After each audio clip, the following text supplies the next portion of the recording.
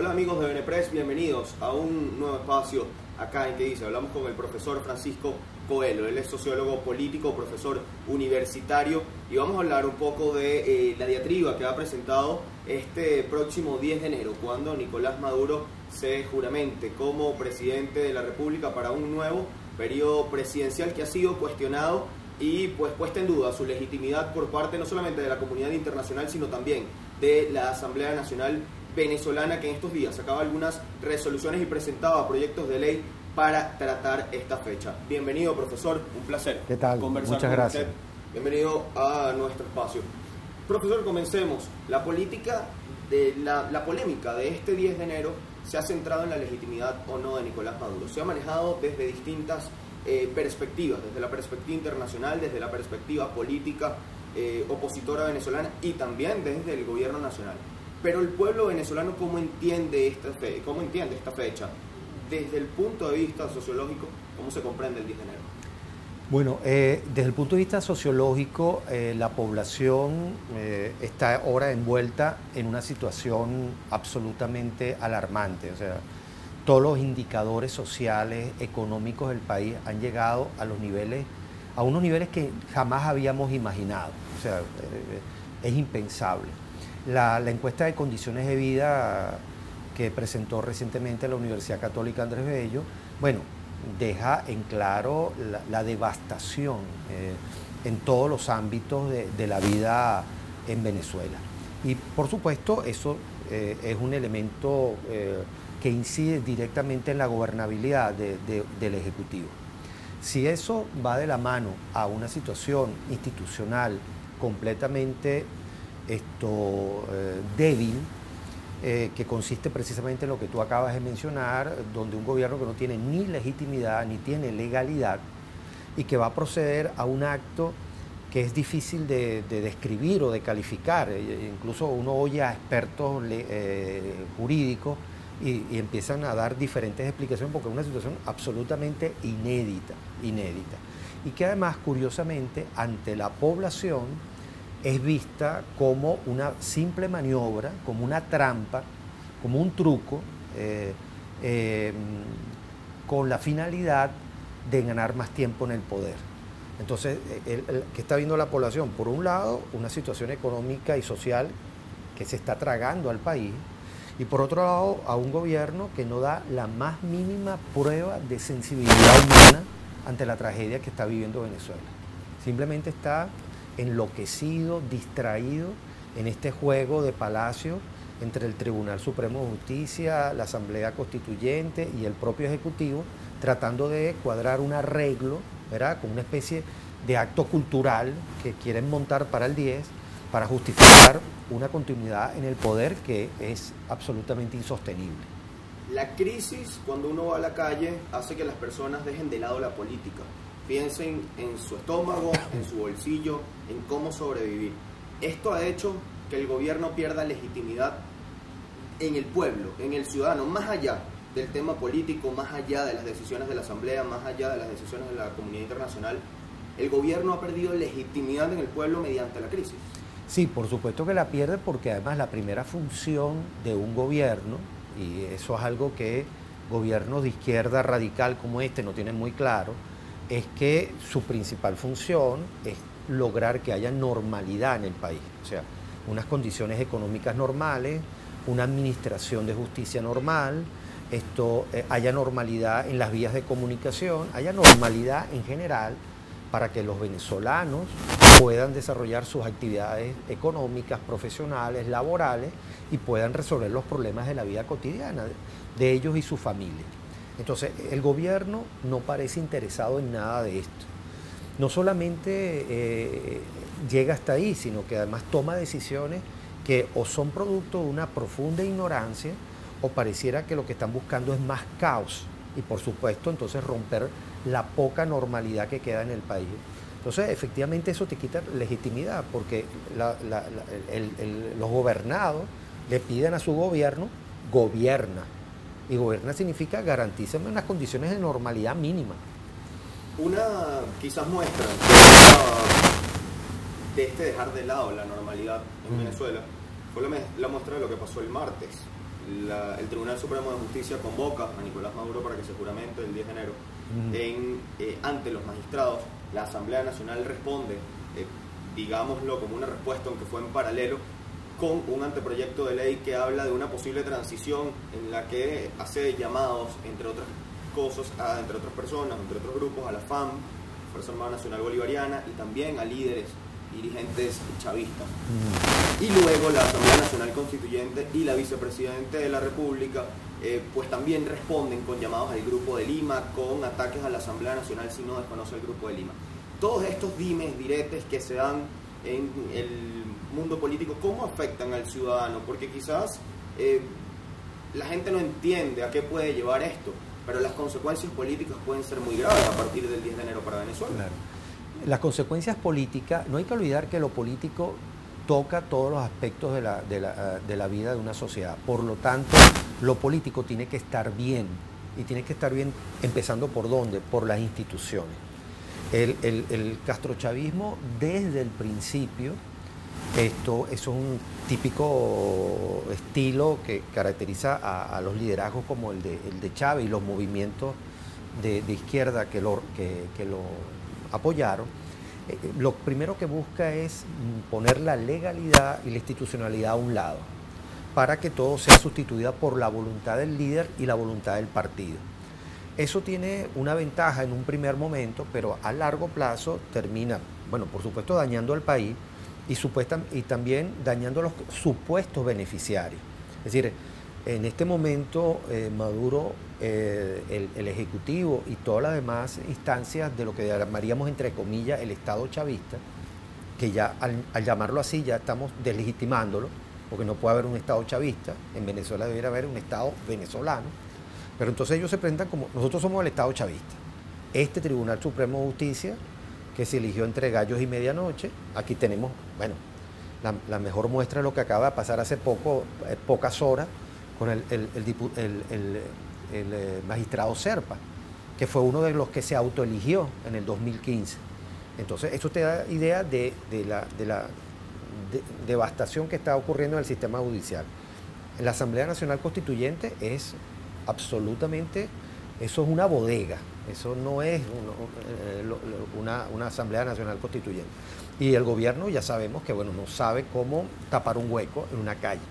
Entonces, ante ese caos, la gente está viendo que eso lo está afectando.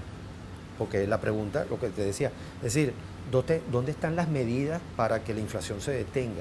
¿Dónde están las medidas para que la delincuencia no siga haciendo miserable la vida de los venezolanos? ¿Dónde están las medidas para que los hospitales funcionen? Y yo creo que en ese balance que tú estás preguntando, que está haciendo la gente, porque la gente se está informando mucho, porque bueno, todo el mundo está aquí tan angustiado como cualquiera. Bueno, dice, bueno, por un lado yo veo a estos señores que realmente esto es una cuestión medio esquizofrénica, y por el otro lado yo una Asamblea Nacional que cumplió con su palabra a pesar de toda la guerra de difamaciones que hubo de parte del gobierno, pero cumplió con su reglamento constituyente, ¿verdad? Eligen a Guaidó, Guaidó da un discurso que me parece muy bueno, muy pertinente. Yo creo que hay que alabar que una persona de la juventud de Guaidó haya tenido la entereza y la lucidez para plantear lo que hizo allá, y después la Asamblea te plantea una serie de salidas dentro de la normalidad. Porque yo creo que la palabra clave en este momento para cada venezolano es: yo quiero un país normal. Lo que éramos en el año 98. En el año 98 éramos un país con problemas, sí teníamos problemas, pero éramos un país normal. Entonces, siendo un país normal, los problemas que tenía se podían resolver. Cuando nos volvemos un país anormal, y cuando digo anormal me refiero a un país con un liderazgo carismático y una ideología totalitaria, todo se sale de control. ¿Okay?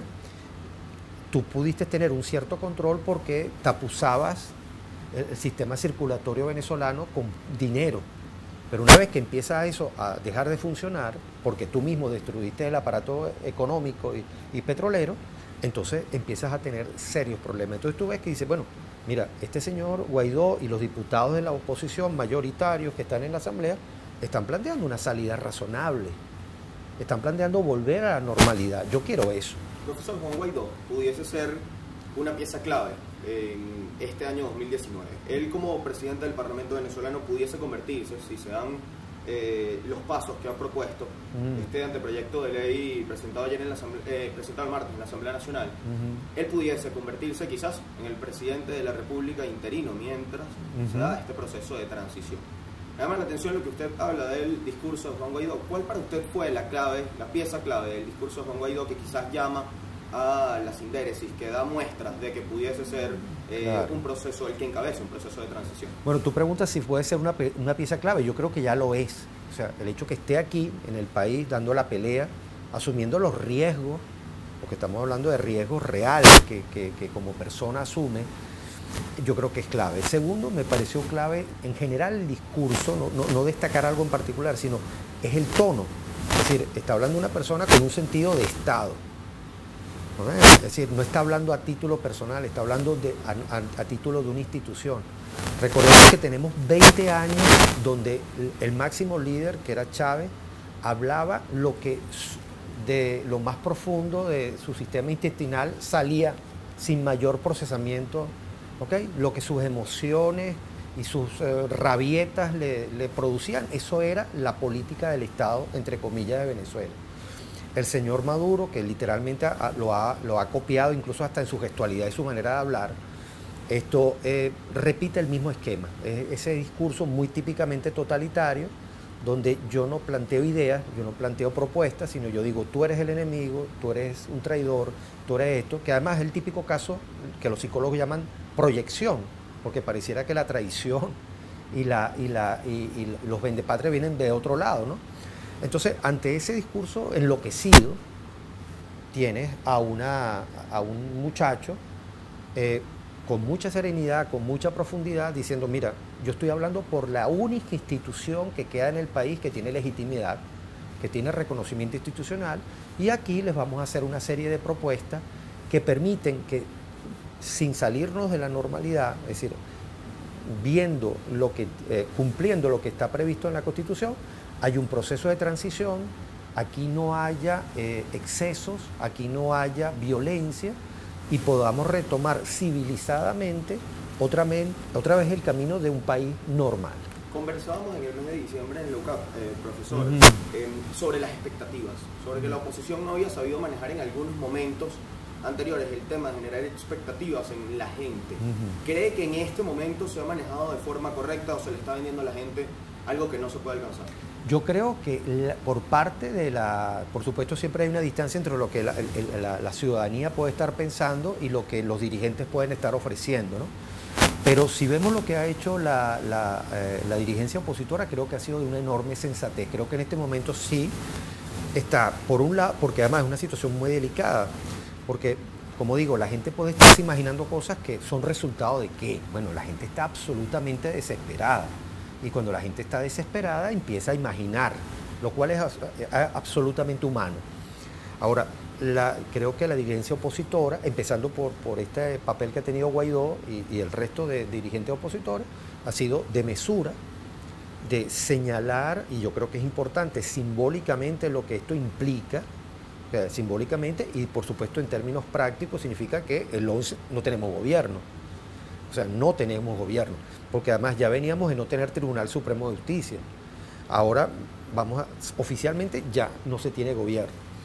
Entonces, te dice, yo creo que decir, esto es importante, esto es muy grave, pero al mismo tiempo no plantear soluciones mágicas. Bueno, es que el 11 va a pasar algo extraordinario y todo va a volver otra vez a su cauce. Eso no va a pasar. Y yo creo que han sabido, lo cual es complicado desde el punto de vista de la comunicación política, pero lo han logrado. Yo creo que eso es valioso. ¿Cómo lee usted, profesor, para finalizar esta propuesta de amnistía hecha desde la Asamblea Nacional para todo aquel dirigente oficialista, miembro de la Fuerza Armada Nacional Bolivariana o ciudadano que pues decida encaminarse hacia el cambio en Venezuela, el cambio de gobierno? ¿Cómo se lee esta amnistía? Claro. Bueno, yo creo que es una medida muy valiente y muy audaz y creo que es oportuna. Es decir, todo el mundo sabe que la mayoría de la gente que trabaja en el Estado venezolano no son chavistas.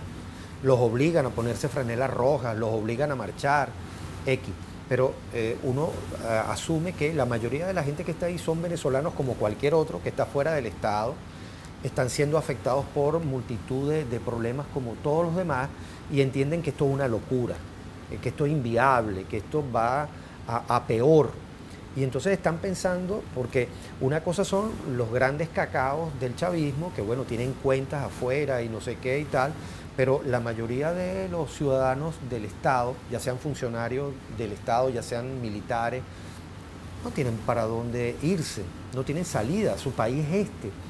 Entonces le están mandando un salvavidas para decir, bueno, mira, aquí hay un camino que puede recorrerse, aquí hay una salida democrática, aquí hay una salida legal para que tú y tu familia puedan acogerse a una nueva situación que ha sido una situación de justicia transicional que ha pasado en otros países. Eso pasó en el tiempo de la transición de la dictadura de Pérez Jiménez a la democracia, pasó en la democracia, en la constitución de la democracia española. Recientemente tuvimos un foro en la UCAP, ¿verdad?, al que tú mencionabas antes, y efectivamente los expertos en la transición española mencionaban eso.